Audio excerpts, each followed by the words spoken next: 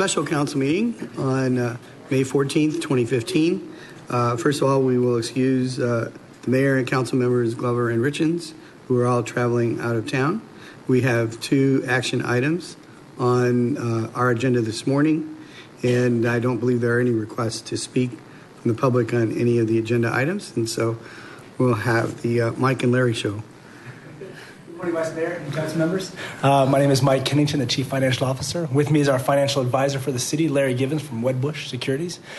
So with regards to the sale of the bonds yesterday, the city of Mesa went out to market, and from our utility revenue bonds, we had 7 bids, with the lowest and best bid was at 3.59. We had 8 bids on our general obligation bond, and the best and lowest bid was 3.09.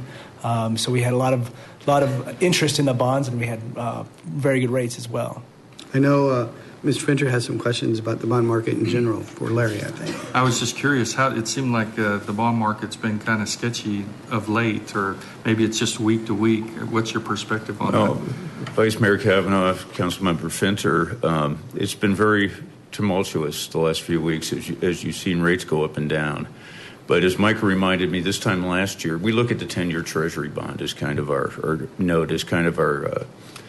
benchmark. And last year at this time was 2.6% when we took bids, and now it's 2.2%. And so we think things are bad now, but they're still a lot better than last year, even though last year didn't seem bad. So that's kind of, it's hard to say.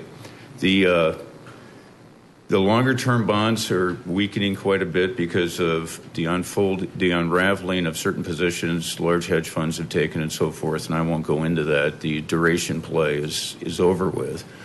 But it seems like the European bond market is driving our rates higher, and it really doesn't have to do with the Fed anymore.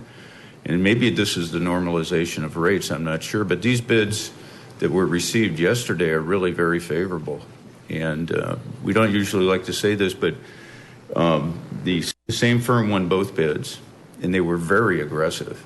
And there's large unsold balances, so we don't take pleasure in anyone else's misery. But that shows you how aggressively they bid, is that they weren't just able to resell them right away. They're going to have to work them off. So from that perspective, I think you guys got a great bid, 2 great bids. But I don't know if that answers your question, but it's hard for me to predict what's going to happen next. No, I appreciate it. Thank you. Any other questions on, one is the utility bonds, the other is the general obligation, correct? That's right. And what are the amounts for each?